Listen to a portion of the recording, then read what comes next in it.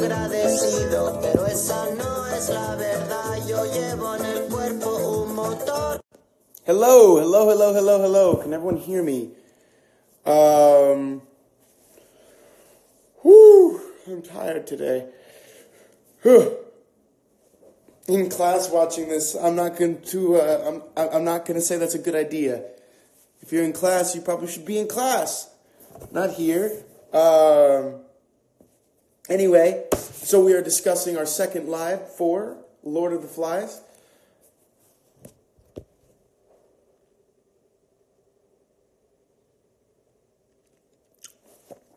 Lord of the Flies, I'm going to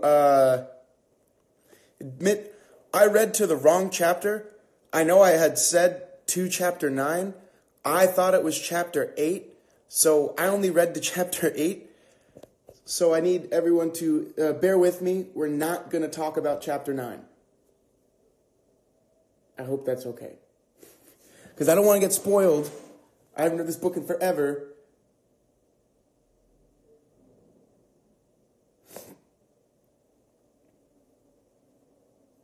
So if that's okay, that'd be awesome. I read to chapter 8, not chapter 9.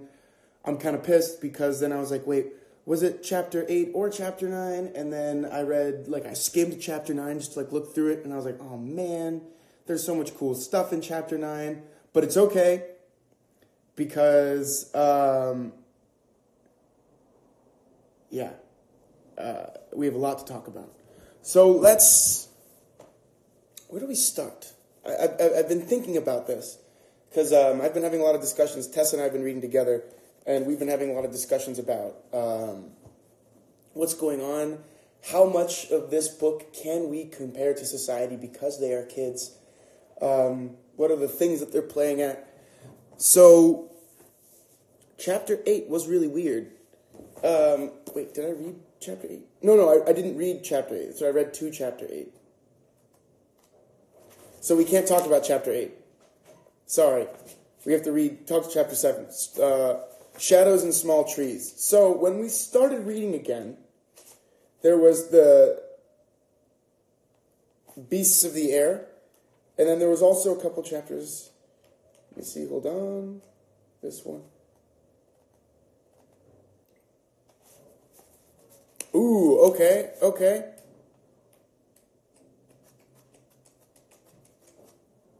Yeah. Okay. All right, Pops. Thank you. So, the chapters are long, which I'm also a big fan of. Very different to Kurt Vonnegut or even sometimes other writers that we've read. The chapters can be shorter and quicker. These are long stories. They're taking you through a journey per chapter. So let's let's talk about individual characters and their growth. I think that'd be a good way to kind of ease into this story and what we're talking about. So let's talk about characters. What do we think of Ralph? I saw someone said they love Ralph, so big chapters with amazing content and amazing scriptures and environment. I think that's cool too. I love how much attention he puts to the color of things, to the time of day, and the way he interacts with each character. He's really giving us an entire image, and I think a lot of the color is foreshadowing.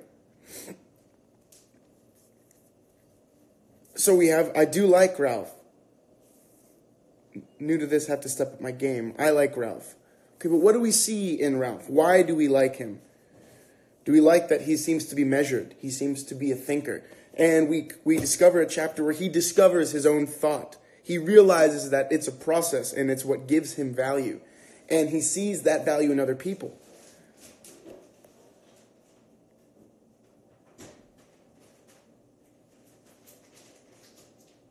Chapter 5 showed him noticing more, being more mature. This very much would not happen this way with poor kids or kids of color or girls. I think that's a very generalized statement, and I don't think we can say that. He seems to be incredibly self-aware. I really like Ralph. I think he's a great character and leader. I like his way of thinking. I like Ralph, especially now that he's teaming up with Piggy. I think he started to notice his flaws and how others can help him with that. Okay, so we're seeing that Ralph is making steps forward through this process. He's one of the only people that we've seen on this island other than Piggy. He's the only other person that's realized the importance of what they're doing. The importance of longevity, the importance of saying, look, guys, having pigs and meat is all great and dandy, but if we don't have a fire going, there's going to be no smoke and we're never going to get saved. We're not trying to be the best at hanging out here. We're trying to get saved, and we can't forget our mission. Ralph has always been one of my favorites. He's childish and immature, but he steps up and adapts to the situation. He tries to cope and to help them survive while others just want to play. I think it's unfair to call him childish and mature, because I think all of them are, because they are children and they are immature. So I think that they are accepting. Just Ralph is the first one to start to realize the importance of his actions and the importance of the other people around him. Like, he's starting to see other things aside from himself. I like the way he tries to solve problems. I think it's interesting. I like how Ralph is flawed, but in a way, as a little boy, he's a thinker, and talk about him. Sorry, we can't talk about him yet. Don't talk about him there. I kind of like him. I think his opinion on Piggy changed a lot. Others always talk about the conch, but somehow he always wants Piggy to have the conch to talk. He knows that Piggy, oh gosh, is important and valid. I feel like he gives him some kind of legitimately. Yes, I think he respects Piggy. He's one of the few people that's like, hey, look, I know our society does not put value in people that look like Piggy. We put value in people that are older, stronger, look bigger, and look just more attractive, but Piggy is very smart. And Piggy has been saying all the things that Ralph has started to think since the minute we got there. Piggy's head has always been screwed on tight. I like how he's trying so hard to do the right thing for everyone. I like the fact that Ralph is not like Jack. He questions himself. He knows he can make mistakes. Jack thinks he's untouchable and flawless. He matures quickly, and suddenly he had to adapt to the situation we're in. Ralph is one of the few kids that recognizes the fire is their only way off the island. True, Ralph has great character development. I agree. Ralph is a kid, unsure and childish, but oh my God, when he has to be a leader and brave, he is. I agree. Ralph has a voice, but he doesn't know how to use it to keep everyone grounded. I think Piggy is Ralph's little angel on his shoulder. Ooh, I like that. I like that. But there was one line that I read yesterday that, where was it? It was in the 70s.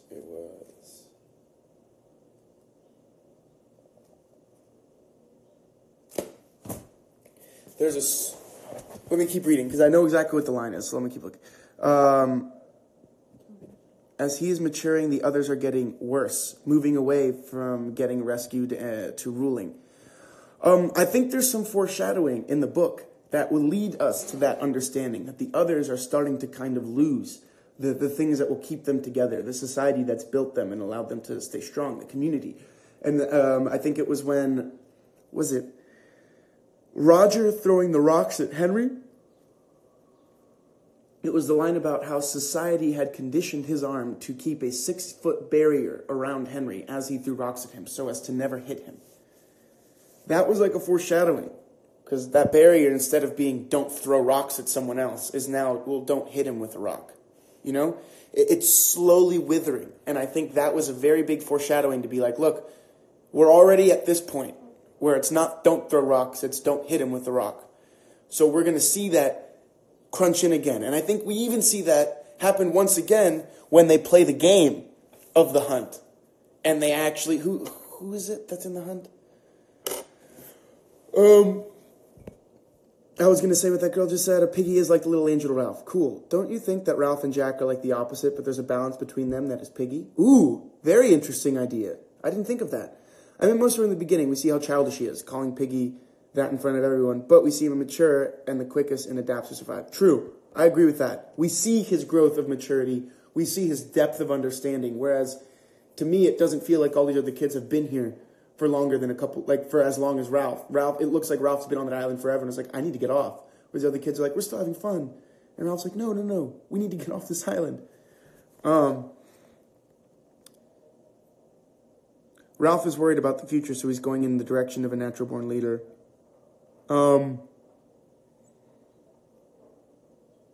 He doesn't respect him enough to stand up for him, to stop the mean behavior the other kids have towards him. Random question. Okay. I think that Ralph wants to play too because he's still a kid, but he knows when it's time to talk about serious issues. I love him, and I think his personality could represent the faces of society. I think each of them represents a faction of society. But not a faction, but just like a certain type. But at the same time, how much of society can we say that they represent when they're just kids? Does that mean they have a pure understanding in society without getting the depth in? Because think about it. Now Ralph is starting to see the chess game that he has to play to get what he wants, which I think is inherent in society. You have to play chess. Whereas before, it was so impulsive. It was so like, let's build houses. Yeah, and then no one wanted to build a house. So Ralph and Simon ended up building all of them. And everyone's like, let's hunt. And then Jack committed to that. But don't you think that Ralph is unable to avoid the other boys' excitement? And even though he stays strong, he still is a kid. And I think we see that when even Ralph loses himself in the game. And even when Ralph starts to enjoy things that he said aren't cool. Ralph is a scholarship kid. Jack is a silver spoon kid. Was that said in the book, or is that something you're saying? Because if it's you're saying, I agree. Jack is getting more aggressive and impulsive and becoming more wild with time.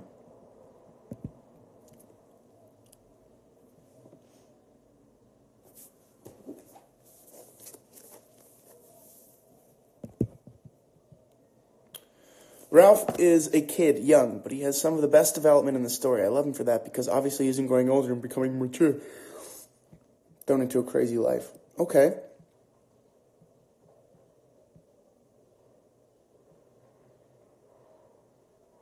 It seems like Ralph is on the verge of metaphorical puberty, the change from child to adult. Well, let's talk about that change. What does the change from child to adult mean? I think it really means the ability to not only look at yourself and understand your story. It's the ability to say, wait a second, what do they need? What do they need? What do they need? Not what do I need? It's that change from like the self to being part of a group. And Ralph sees that. Or he's starting to anyway. Or he's starting to see his priorities are straight with what's important.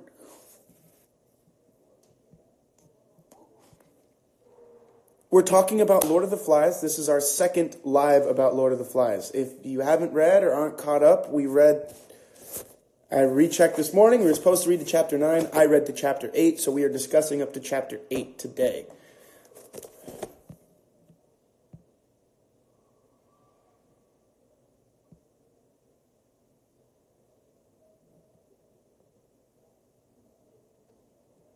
I'm surprised they handle life without grown-ups so well, considering they're all still so young. I think this is something that we see with the little ones. They don't know how to cope. They have still created a community of little ones. Like they're hanging out by themselves. But they're not thriving in the way that the boys are, like the older guys. And I wonder why.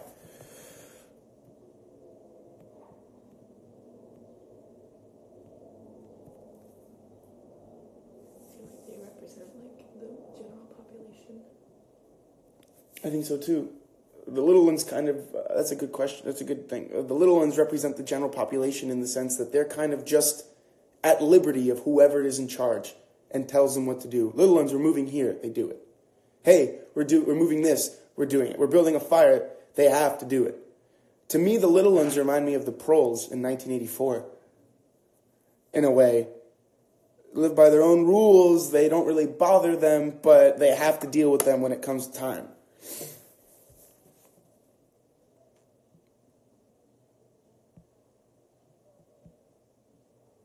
Piggy could represent fear, and Ralph could represent maturity, and the glasses represent intelligence. I think the glasses represent intelligence. There's something about how they were used, and that was one of the first steps forward to start a plan. I think Piggy represents like smart intelligence more than fear, because they're all afraid. Even Ralph admits to being afraid at one point. He's like, yeah, I'm scared, so what? We all are. And it's really cool the way he does that, because he takes away Jack's power with fear by admitting to it. And that's another thing. Jack is always using people's fear to get power, and then using his strength and his ability to kill to get power. Whereas Ralph is always trying to not get power, he's trying to get them saved. He's rooting for an objective. And he knows that he has to deal with Jack in a certain way. He enjoys his power at the beginning, liking that the others listen to him when they stop, because he becomes a bit childish, then matured again, and becomes a stronger and better leader. Cool. Ralph and Piggy are the ones actually worried about their own safety and want to go home. The rest living their own little reality and don't understand the risks of staying there. Well, they don't understand the risks of thinking, I think, short term.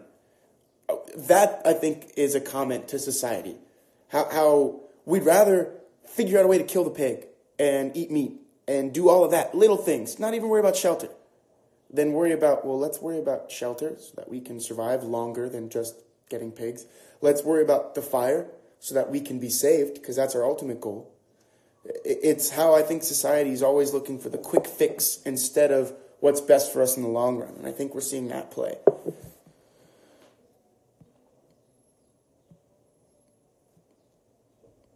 The rest don't see the seriousness of being stranded there, but Piggy and Ralph do.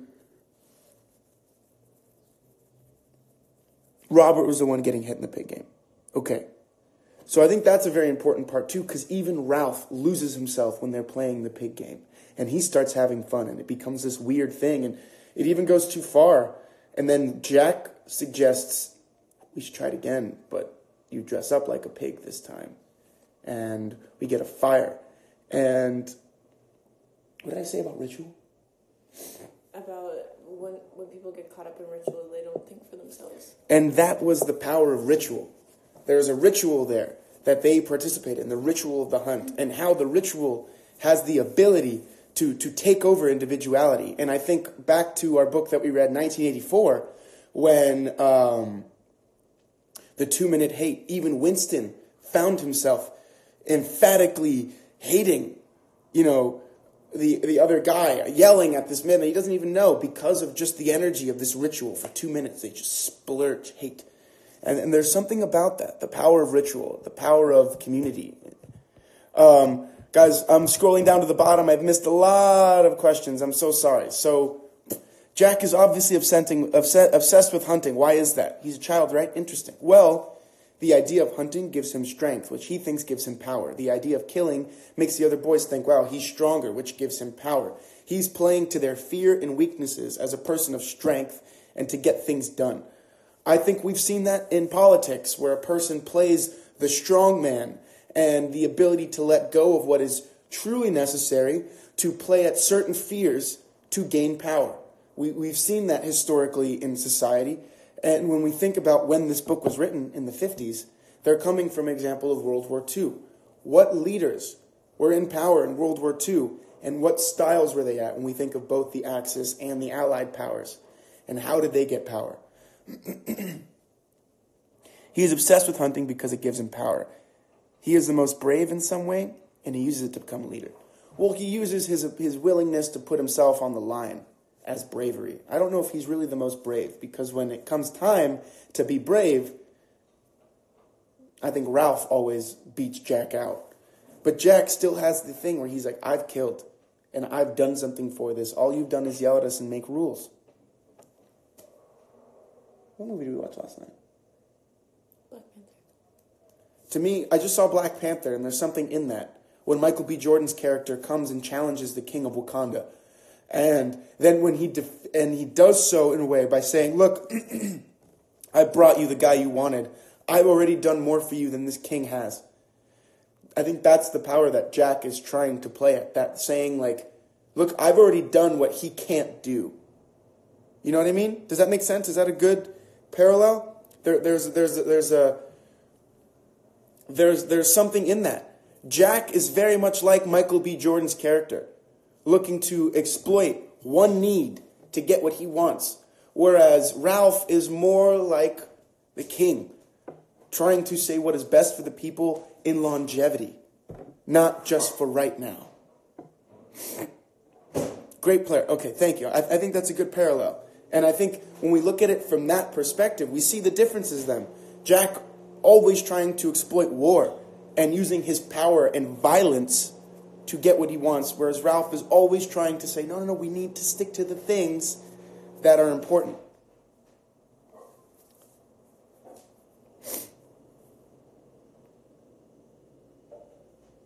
All right, so what else do we want to talk about? I think we see it foreshadowed in a lot of cool ways, and I thought that was an interesting thing.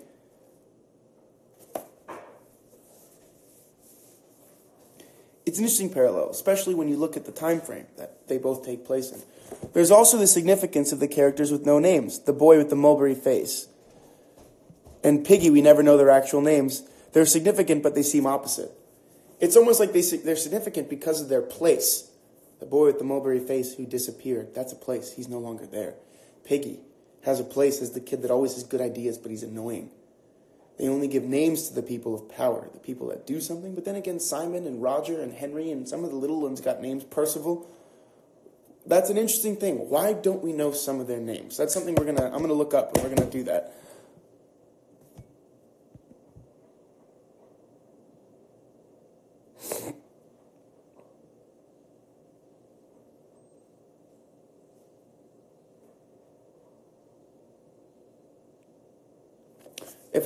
Okay, let's do that. I think that's interesting. Who do you identify with and why? I identify with Ralph because I understand his saying, well, we have to get off the island. That's the most important thing. And I identify with Piggy wanting to make sure everyone stays smart because that's the best. The more we commit to these rules, the better chance we have. Just saying the name Piggy says a lot. Well, I mean, what are they always trying to kill? The pig. I think it's very telling. Simon is my favorite. I think he's underrated. He's the mediator, the calming presence. Piggy's smart, but he argues and provokes others. Simon tries to calm them. Yes, that's true. I have not seen Infinity War, by the way, so any spoilers here, you'll be banned from this book club, I swear. I do not take that lightly. Could Jack be hiding his fear with other people's fear and his strength? Possibly. Jack and Piggy may be the best part of Ralph. Like they both represent Ralph's person somehow. Interesting. What you said about Jack made me think about 1984 because the big brother used to manipulate people, striking fear in them too. And then he used that as power. And then they used ritual to continue that power. Think of how powerful that killing the pig ritual was. That was something that Jack created. And even Ralph lost himself in it. There's something there. I don't think it's more interesting that we don't know their names, so we all want to know why, and we keep thinking about it. I identify with Piggy and Ralph. I would be Ralph's and Piggy's side for sure. Honestly, probably Simon. He's the guy a little behind doing his thing. Sometimes I identify with Piggy and others with Ralph, I think.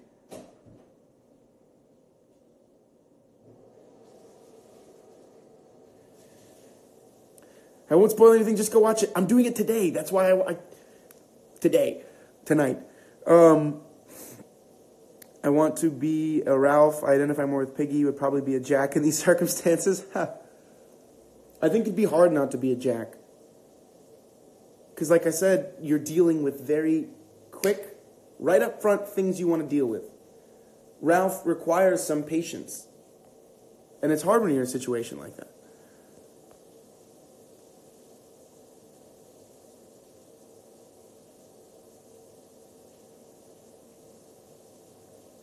I'm reading your things now, guys. It's awesome.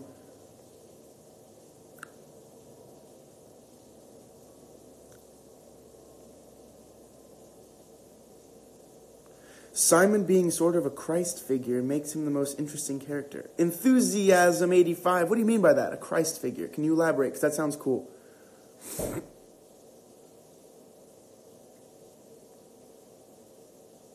Piggy's a free thinker. My 10th grade English teacher used to say that Jack and Ralph were foils in every way, including their names. Jack is a name she associated with good chiz. Ralph, not so much.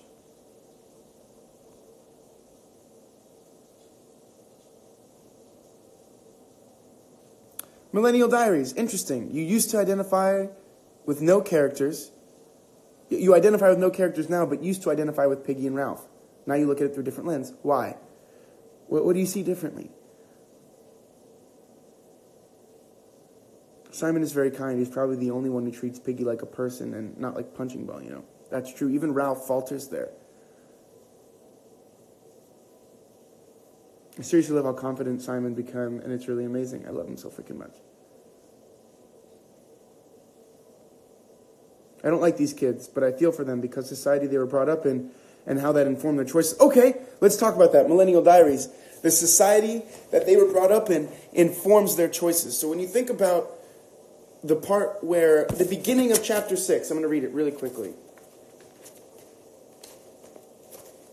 Oh, damn it.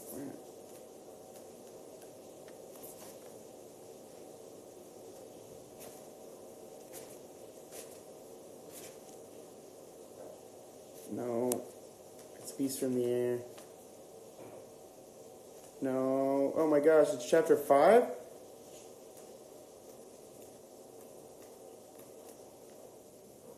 Alright, so there's one thing I want to say. So, the tide was coming in, and there was only a narrow strip of firm beach between the water and the white.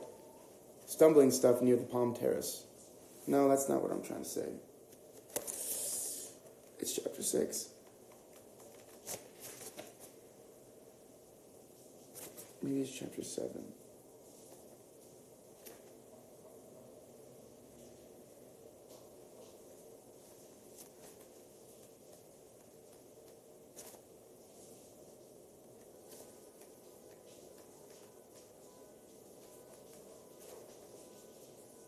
Okay, I can't remember, but essentially, it's the beginning. I want to say it's chapter 5 or 6. It's one of those two chapters. But in it, he talks about how the boys were too accustomed to the life they had lived in England, where they had worked and played and done it like that.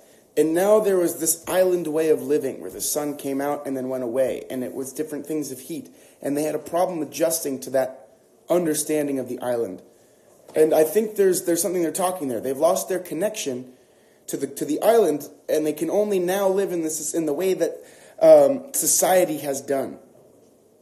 You know, they're having a problem adjusting to the way that they need to live on the island.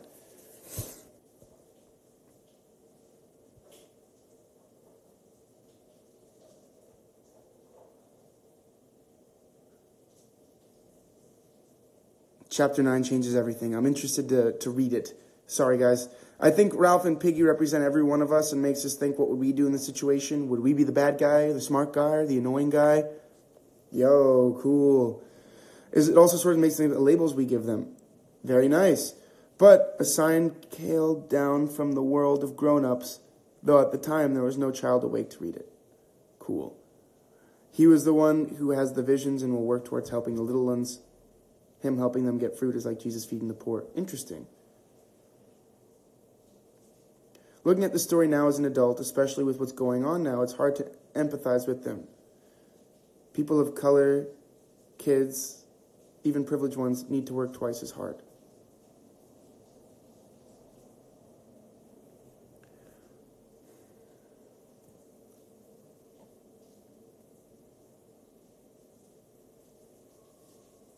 What do you mean, especially what's going on now? I don't understand that comment. Because to me, it's the fact that everyone is on the same plane, and then we're only broken up by their different personality types, makes it even. Well, they're commenting on a direct, I think, European from society, that what we consider general society and Western culture, I guess. I don't know. I think they're commenting on that. And in doing that, they're making everyone even by making it all dudes and all white dudes. So there's no other arguments of being like, well, if Piggy was white, or if Piggy was a boy, you know, they've made it everyone. I don't think kids today would react the same way the kids in. I'd be interested to see that. I don't know how kids would act. I hope that it would be better, but I think it also depends where those kids come from. I think what Millennial Diaries, what you're bringing up, the idea that a different class of people, a different ethnicity of people, a different culture of people might survive better or worse on the island, that's an argument to be made. I agree with that. That might change. People that are naturally more inclined to be connected to nature might do better on the island than people that lived in a society that grew up in a city.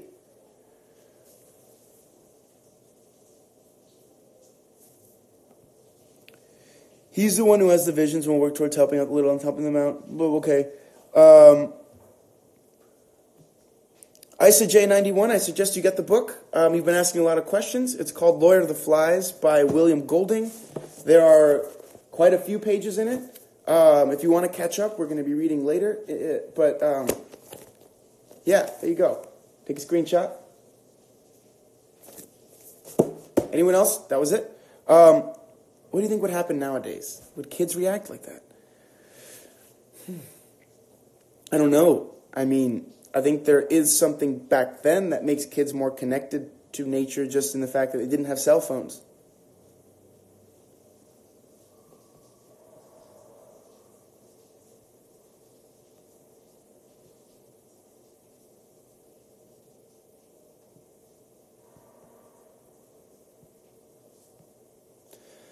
As the white kids, if this was a mixed group, either mixed with gender or race, societal pressures would inform much different choices.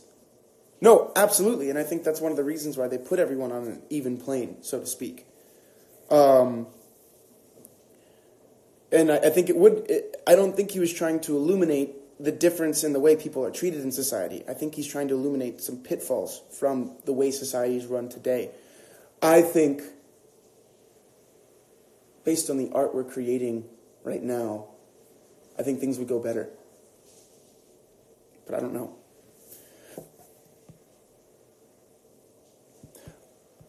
I saw a comment that I thought was awesome, that I was reading something else at the time, so I didn't get to bring it up. But Jack is choosing to be naked. It's not about working together, it's about being the best. What do you mean?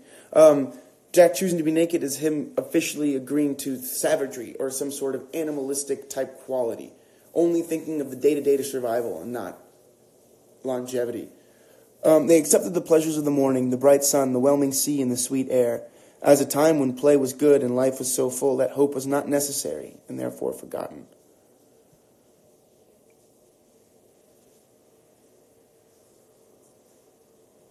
Simon is one of my favorite characters because I said before he's become more confident and strong. I love the fact that hurting someone is the least thing.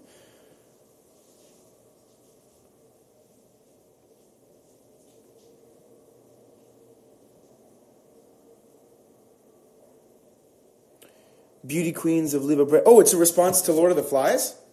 Because that'd be really cool. I think when we introduce other ethnicities, other genders, other just roles in society that we have already, there would be a much different discussion as to what would really happen. Who would take what?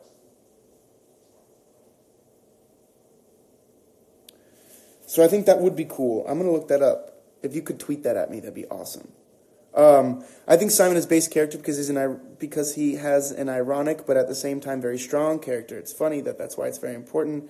I don't understand what you say. I'm Italian. Oh, sorry. The main argument is that they're acting that way because they're taught to value traditional gender roles, and the idea was that girls wouldn't behave the same. That's the main debate in the media. That's a very interesting argument.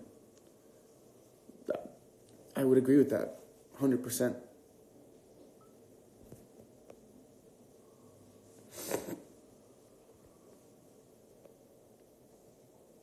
Yeah, kids would freak out about no cell service. But I think people would get past that. I don't know. I can't write that book. The technology of today has limited many of the ways that we would be able to survive in a situation like this. I agree. You should upload a picture of every new book so people can look at the post to find instead of asking here. I agree. That's a good idea, Avery Fontes. I will do that. 28, no Wi-Fi, dead in a minute.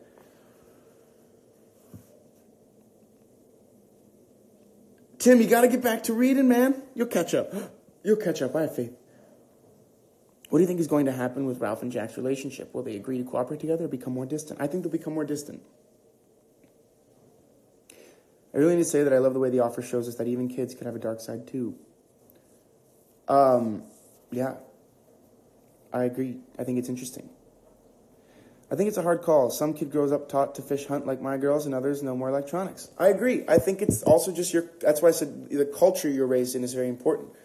I've never been hunting. That's something that I was never raised with. Hunting, how to track animals, none of that. But there are other ways that I think I would be able to benefit a group of people in establishing things.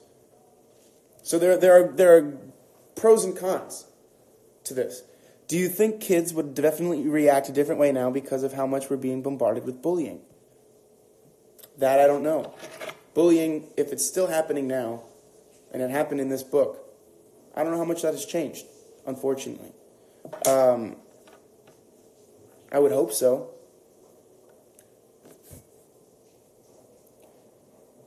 Yeah, he completely gives over, while Ralph, who still has hope, clings to the idea that someone will rescue them. True.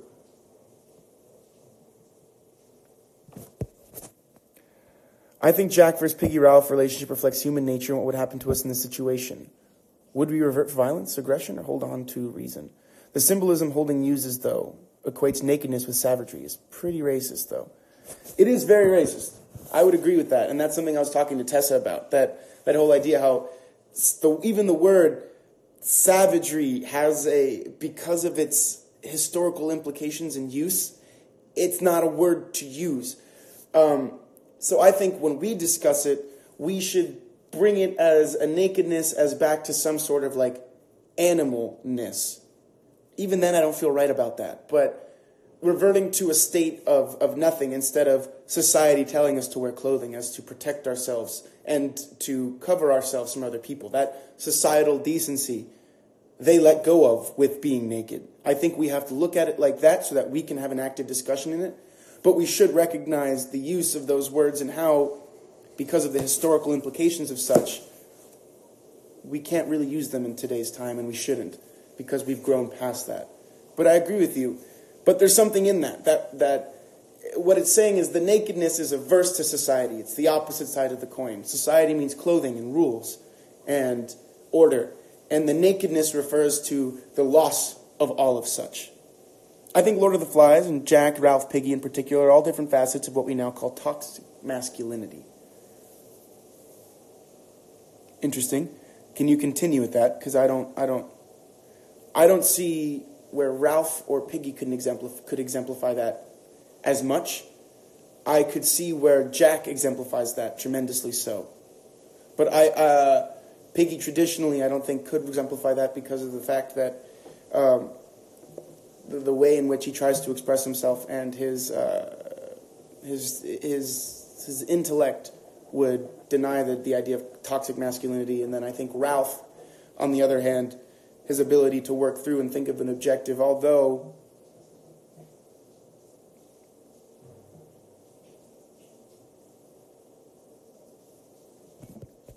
I don't know if we could say that all three of the boys represent toxic masculinity. I think if anything, Jack does. I think there's a balance.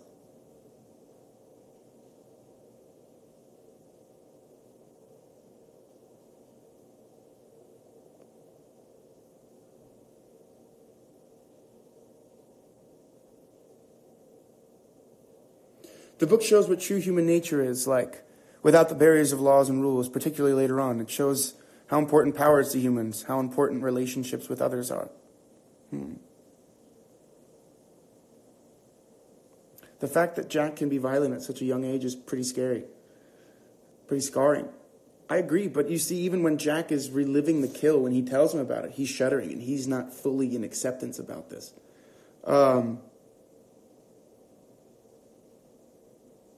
Kids are the purest people. They demonstrate humanity at its most untouched state. The boys demonstrate the ease with which we can give to primitive, savage nature. Primitive, savage nature, I think we should go into the destruction of the society that we've built and going into a very much live for themselves mentality.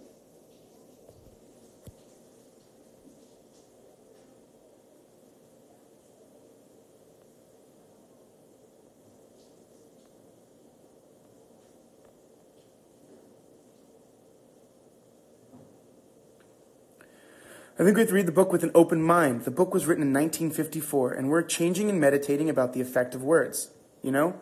I agree 100%. And that's why we have to look at to what those words... The thing is, they're implying things that at the time people were like, yeah, cool. But now we're like, they can't, that's not cool. But that's why I say we have to think about them not as a savage way or just like a breakdown of the way society had built and raised these boys up to then. Remember, the author is British, so bring colonialism to the mix, and you've got the civilization versus savagery argument from that angle. Exactly. There's the idea that they built a facet of society that worked. And in choosing to not wear clothes, something simple, from the minute you're born, they clothe you and wrap you in a swaddling cloth. You're taught to be raised in the society. Piggy's a victim of it as much as Jack. He's looked down upon for his intelligence. A victim of what? Hey, Alberto, do you know what book we're reading next? I wasn't able to read along with this book. Yes, we'll talk about that in about 5 minutes. Interesting, though, because he chooses to be naked and he still chooses to wear the mask. He needs something to hide behind to let him perform these cruelties. I think it says something big. Kenzie Courtney, that's huge. He wants to be at his most natural state, but in doing this violence, he has to wear a mask. There's something about that. I think we have to read the book with an open mind. The book was, okay, oh gosh. Not 20 minutes, oh my gosh, am I really behind again?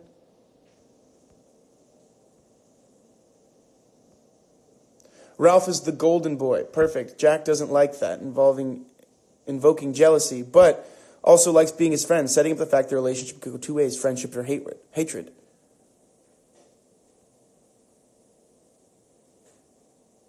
I'm sorry we can't talk about Chapter 8 yet, but I promise you I'll be caught up next time and we'll have a whole discussion about that.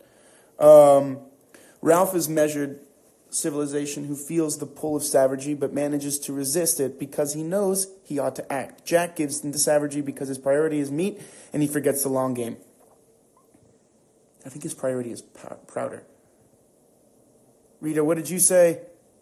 We're currently reading Lord of the Flies, William Golding. Our next book is Handmaid's Tale. Thank you.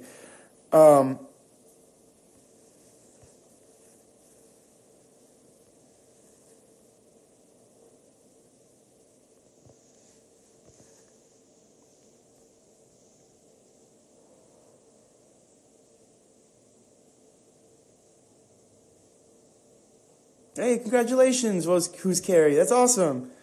I love the quote at the beginning of Chapter 5 where Ralph describes life on the island as every path was an improvisation. I like that.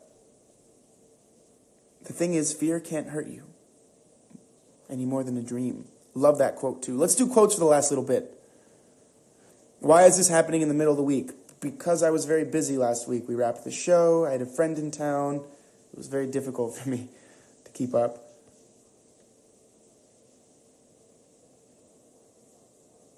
Thank you guys for my happy 5 years. Yesterday was very, very special to me.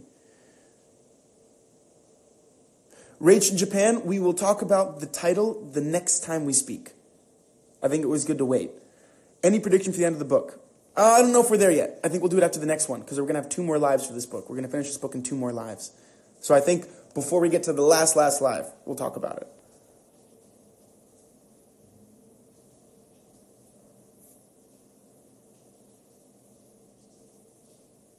Exactly. We'll worry about quotes later.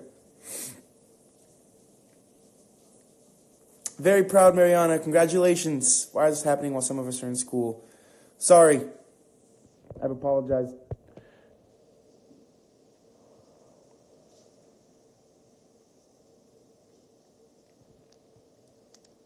We still have about 10 minutes, right? 15 minutes? Am I in Paris? No, I'm still in Toronto. Paris isn't until June.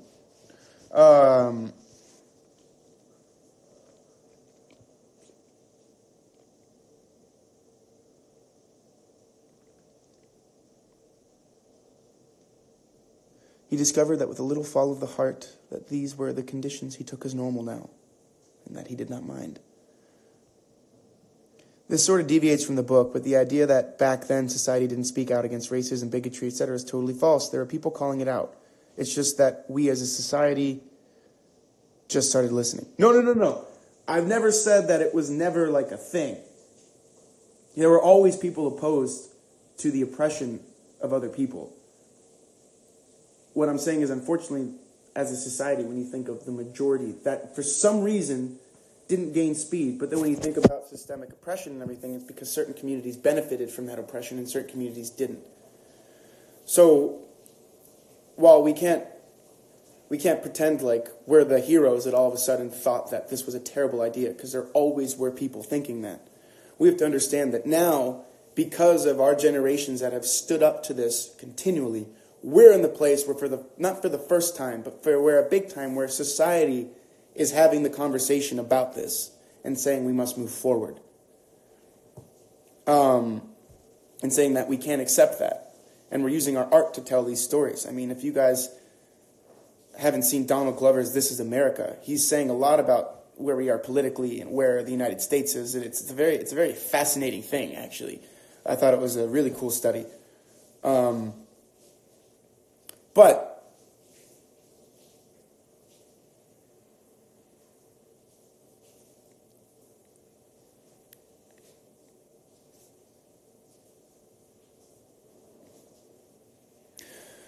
all right, it seems like we're winding down with discussion.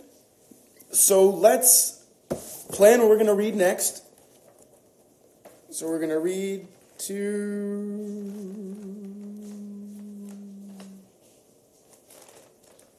we want to do it for Sunday, but 271 and we're on 179. It's less than 100 pages. No, yeah, I know, Tanya, I know. But I was saying, I agree with you. But I was saying you're right, and I was also saying, but we have to talk about it in a certain way. But yeah, we're on the same page, Tanya. We're on the same wavelength. Let's get Tessa. We can't. She's getting ready for today. Alberto, my hat. Oh yeah, it's a Toronto hat. The 6. Isn't that cool? I think we should just finish it too, right? What do you think we plan for Sunday and we just crush it?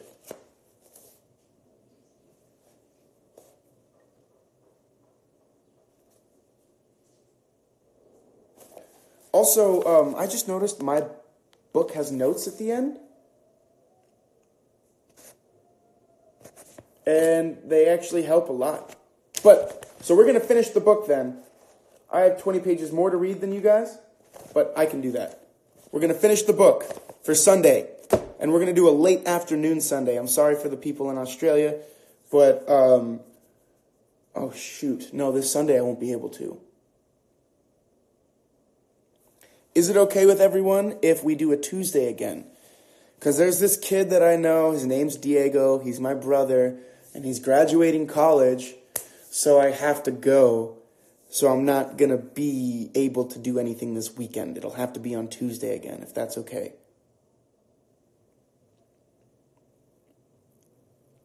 I got 1 thumbs up. Some people have class. I need to rest. Thank you. So what should we do? Should we make it later in the afternoon? Should we do like a 5 p.m. so that everyone's out of class? 5 p.m. Eastern Standard Time, which would make it... No, even then, people in LA and California can't. So if we make it 9 p.m., that means it's going to be 6 p.m.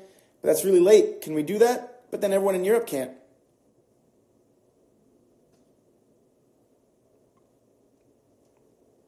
Tuesday's okay in Japan. Thanks, Rach in Japan. Congrats to Diego. Yes. Or should we do it next weekend? The following weekend is what? Give me...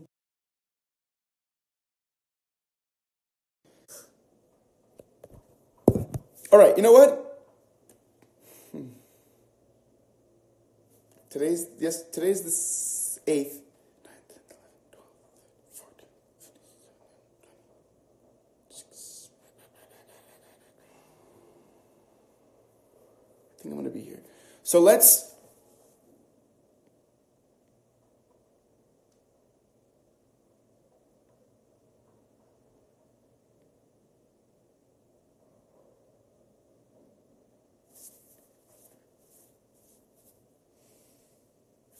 I'm going to get back to you guys.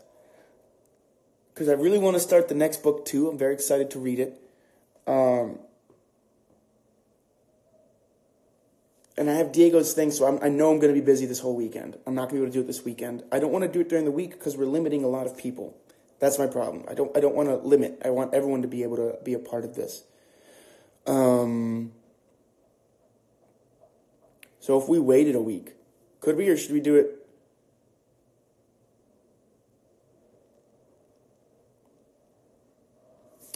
Okay, let's just plan for Tuesday at the same time.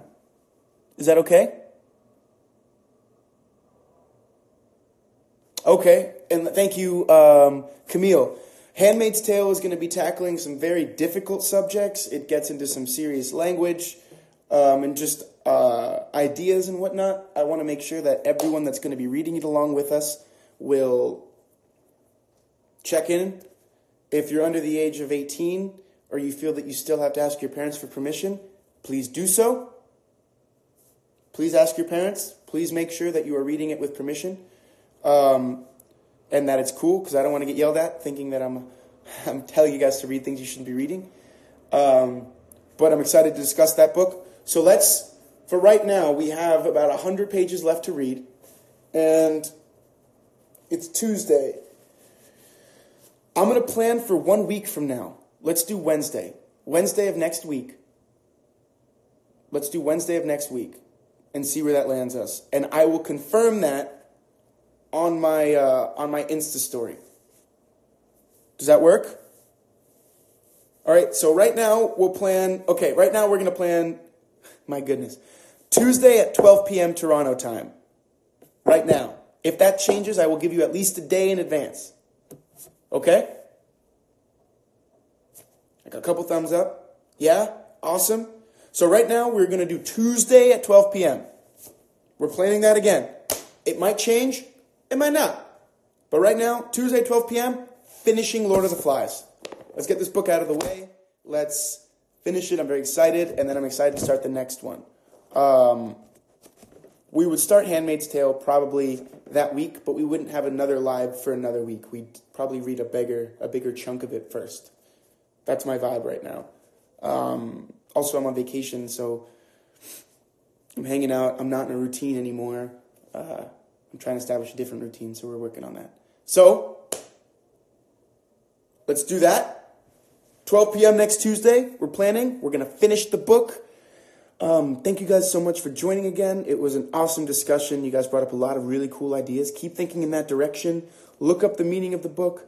Some of the questions you have now are some of the questions you're thinking about asking. See if you can do some research and bring some interesting answers for everyone. So check it out. Let's see what we can do. I will talk to you guys next week. Have a great day. Remember, keep thinking, keep questioning, keep needing more, keep being forces of positive change for you and those around you. Keep watching good art. Keep perpetuating the art and the world you want to live in. And, I'll see you guys next week. I will let you guys know next week how I thought of Infinity War as well. So I'll leave you with that. Have a good one, guys.